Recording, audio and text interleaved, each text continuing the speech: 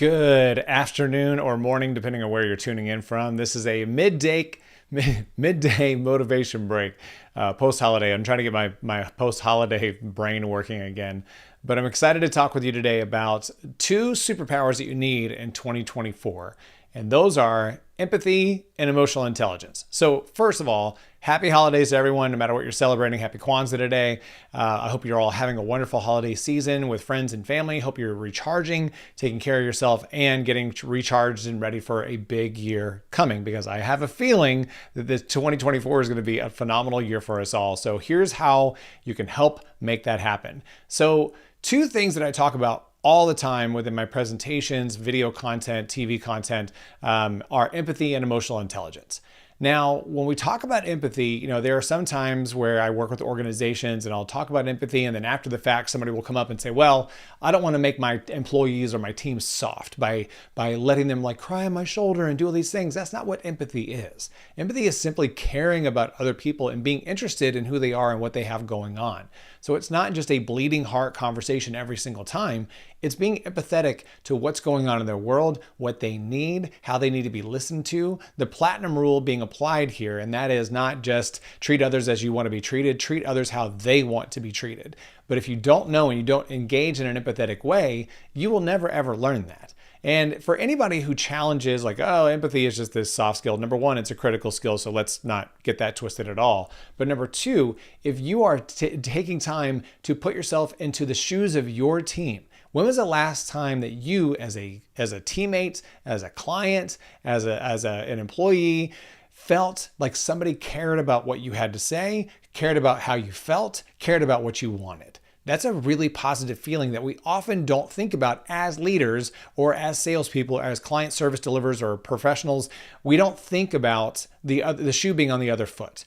When was the last time that you liked being rushed into a sale? That you liked somebody not caring what you had to say or what your schedule called for in a certain day? It is important that we do those kinds of things for our team, for our clients, for our prospects, and engage them as they want to be engaged. And everybody wants to feel more empathy, wants to feel seen and heard.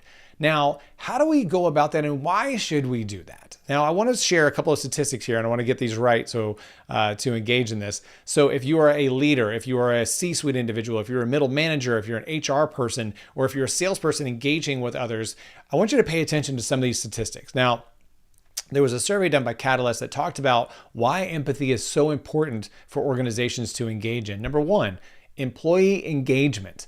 76% of employees with high empathetic leaders reported that they were always or often engaged, compared to 32% that did not have empathetic leaders. Now, I don't know anybody that doesn't want 76% or more of their organization engaged and really on their game because of an empathetic leader, somebody who just genuinely was interested in them, somebody who cared about what was going on with them. 76% on employee engagement. Innovation. Everybody's trying to innovate and get better. 61% of employees with high empathetic leaders report they are more innovative at work because they are listened to. They share ideas. They have psychological safety. They're more willing to speak up when need be. Or if they have an idea, they don't feel like they're going to be taking it to a leader who's just going to shut them down because they don't want to hear what anybody else has to say. I have been there. I understand how that feels. So it's really important that we understand that innovation and employee engagement both go up with empathetic leadership. Retention. HR people, pay attention to this. If you're not training your team and your leaders and your C-suite to be more empathetic, prepare for a higher turnover rate, because nearly 63% of people who feel that their life circumstances are respected and valued by their employer never ever considered leaving the organization. Again, think about a time that you've been put in a tough spot. Maybe it's a family emergency. Maybe it's something that you need to take care of. Maybe it's a mental health emergency. And if your organization is empathetic to you, that cares about you, understands that you need to do what's best for you to be the best that you can be for them, that is empathetic leadership. Now, again, in the days of people moving jobs and virtual opportunities, and the playing field for talent has gotten bigger, even though people will talk about job cuts, it's really important to understand there's still plenty of jobs out there that are not filled. So if you want your employees to remain at your organization, show higher levels of empathy. And better work-life balance. something that we all struggle with. I struggle with this mightily. I still work on it every single day. But 86% of employees who feel that their leaders are more empathetic report being more able to engage in work and balance work obligations with family and personal obligations. 86% of people felt like they have a high work-life balance. As a public speaker, I see reports all the time on topics that companies want to talk about. Work-life balance is one of those. So showing empathy, having a higher emotional intelligence, being more self-aware, being better leaders, being better listeners, being better question askers has a dramatic impact on all of these things. So if you're a leader in an organization, or you're in HR, or you're starting a company that you want to set a really positive culture, or you're joining a company that you want to infuse a really strong culture, bring empathy, bring emotional intelligence. Now, how do we do these things? How do we increase our empathy as leaders to be more powerful, to be more engaged? Number one, take time to listen and understand. Now, with this, because we are so different as a society now, and we're quick to assume that because you don't think the way I think, that the way you think is wrong. If you understand people, if you listen to them, if you ask questions, you don't have to understand, you don't have to really agree on everything. But if I understand you better because I've asked more questions, I know when to engage you, I know how to engage you, I know what spots to stay away from, but it makes me a more empathetic and a more engaged leader because I now understand what I'm dealing with. If you imagine the pieces of an individual's personality are grayed out that you don't know, if you can uncover more of those, you can be more engaged and have that individual understand you better too. Because again, it's not all about getting to the point where we all agree on everything, that we all are best friends with everything. It's just sometimes a matter of understanding how to manage that person, how to play chess with them in a situation where you're either working together or working against each other or trying to serve somebody. It's important to understand what they need, what motivates them, and where they see opportunities to grow as an individual as well. So taking time to listen. Second of all, make sure that you are advocating and giving people an at-bat as a leader. Because as we start seeing people growing around us, we want to feel, as we're moving up the ladder, we wanted to feel that somebody had our best interest at heart, that somebody was interested in the way that we were growing and wanted to see us succeed. How can you do that? Who's around you? Look at your team. Go stop and take some time this week to look at your team members. Who's in a position for growth? Who's ready for an opportunity to grow? How can you give people at-bats where they feel safe, where they can maybe make a mistake and it's not catastrophic, but maybe they're put in a position where they can grow a little bit as an individual, as a leader, that they can step into a better position of confidence through that growth opportunity? How can you provide those opportunities to give them at-bats, and then when they're ready, advocate for them in their path? It is really important that we look for those opportunities. Again, when we think about, I'm a big football fan. When we think about like the NFL. The NFL, almost every single time you watch a game, there's something about a coaching tree. And what that is a perfect example of empathetic leaders who are advocating for each other and understanding that other people are going to grow outside of what we can provide for them. So when we think about a coaching tree, take Andy Reid. Andy Reid is the coach of the Kansas City Chiefs. Self-plug, right? I love the Chiefs. But Andy Reid came from and has created his own coaching tree where he came up as an assistant coach and was given opportunities to grow and take on more responsibility. And then eventually he became a head coach himself and is a very successful one.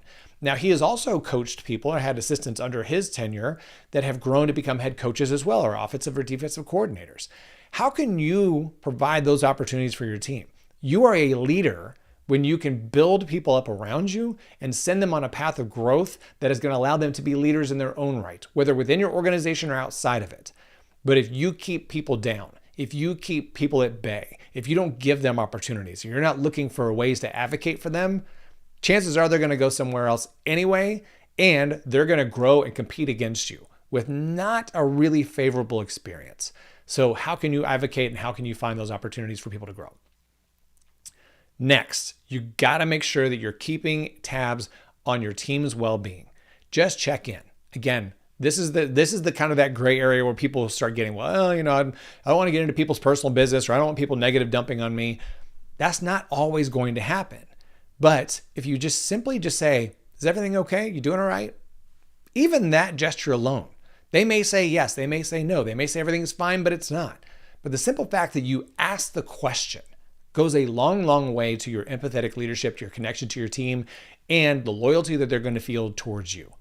But if you're just blitzing by and not caring about the individual that's behind the title or behind the label that they have within your organization, you're missing a humongous opportunity to be a better leader, to build a better culture at your organization. And with better culture comes higher levels of retention and also higher levels of recruitment. So make sure that you're just checking in simply. Now, if somebody starts going down the path, give them the space to talk.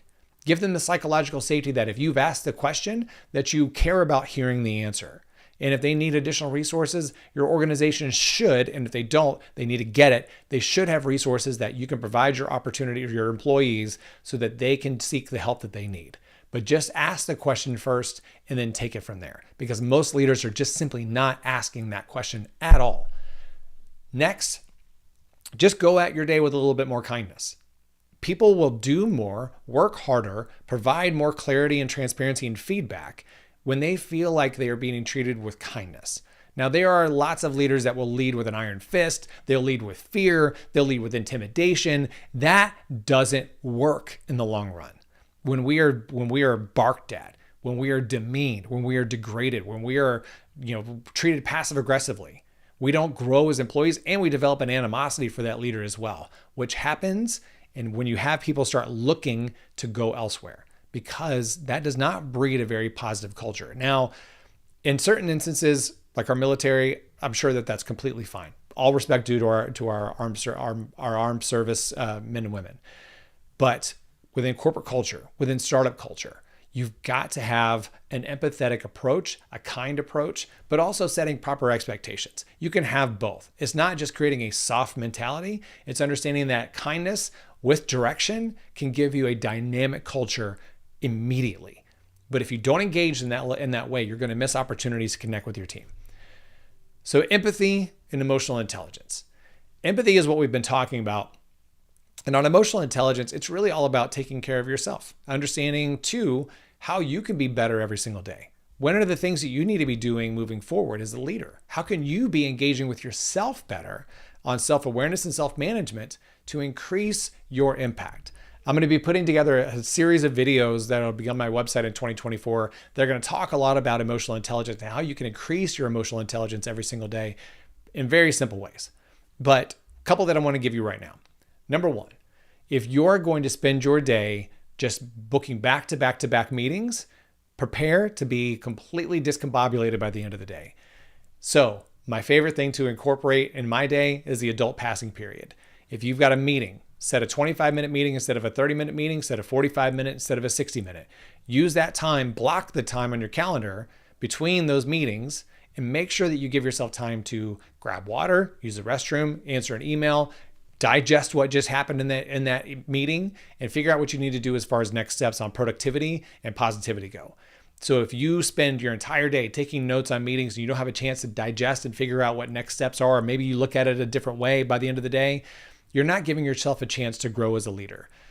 Now, when it comes to the adult passing period, that is really up to you. You determine when those things happen. You are in charge of your calendar and nobody else is. Because if the time is there, chances are people are going to take it. So make sure you're protecting your time. Second of all, within the adult passing period, or when you intentionally block this time, invest in your self-care. I have a document on my website, and I'm happy to share it with anybody that wants it, called 50 Ways to Engage Self-Care in Under 5 Minutes. Because self-care is not just going to the spa all day long, which sounds fantastic, but you can engage in self-care in less than 5 minutes. Listening to a song, meditating, doing some gratitude visualization, understanding these things that really drive us and bring us back to the why of what we're doing. Because when we're doing the tactical and doing the hard things every single day, we start to lose focus. We start to lose the momentum and the motivation that we have to be the best versions of ourselves every single day. So by investing in those self-care activities, and again, if you want to drop me an email, rich@richbracken.com, I can send you that 50 ways of self-care in under 5 minutes. It is a phenomenal list, and everything, almost everything, in there is either free or cheap to do. So everybody's got 5 minutes to engage in self-care. You can do the same. moving into 2024, that should be a priority, is investing in your self-care to be the best version of yourself that you can possibly be, personally and professionally. So more to come on emotional intelligence as well. It's going to be a topic I'm going to be talking about in the month of January. I'm excited to also announce that I'm going to be taking on my 7th year with Fox 4 Kansas City. So fox4kc.com, Motivational Monday, the first Monday of every month.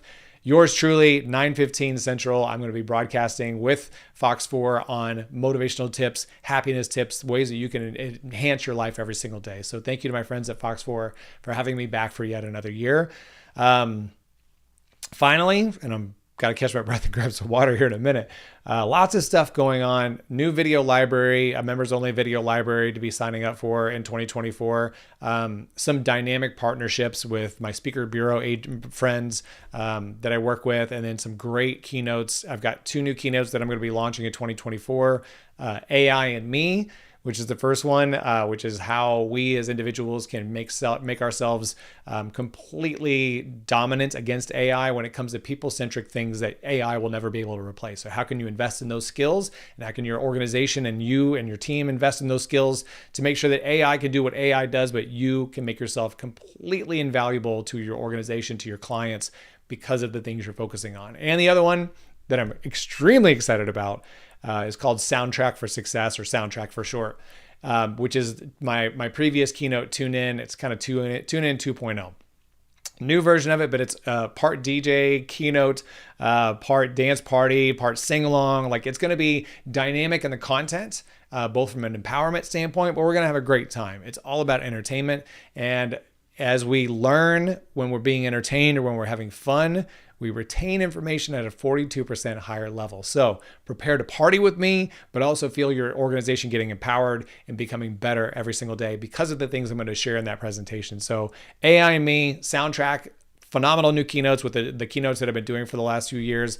More info on richbracken.com. I'm getting better with figuring out where my overlay is right here, richbracken.com. But thank you all very much for the support you've given me here on LinkedIn for the past year and previous years, but specifically this last year, because it has been a tremendous year of growth. And if there's anything I can provide for you, any pieces of content you want me to work on for these, or the video content from my website, let me know. Other topics that I may use on the TV segment as well. So if you've got something you want me to talk about, if you've got some content you want me to dive into and do some research on, let me know. Drop me a message on LinkedIn, drop me an email, however you want to get in touch with me. Everything you need to know as far as getting in touch with me is on richbracken.com. But I am very, very much diving in headfirst into serving you all even better than I have in 2024. So whatever I can do to serve you, please let me know, whether it's you individually, your organization, your industry, your conference, whatever that winds up being. So thank you for joining me on this midday motivation break. Hope you have a wonderful day today. Hope you are enjoying and refueling this last week of 2023 and ready to go into 2024 with your head up high. Have a great day. We will talk to you very, very soon.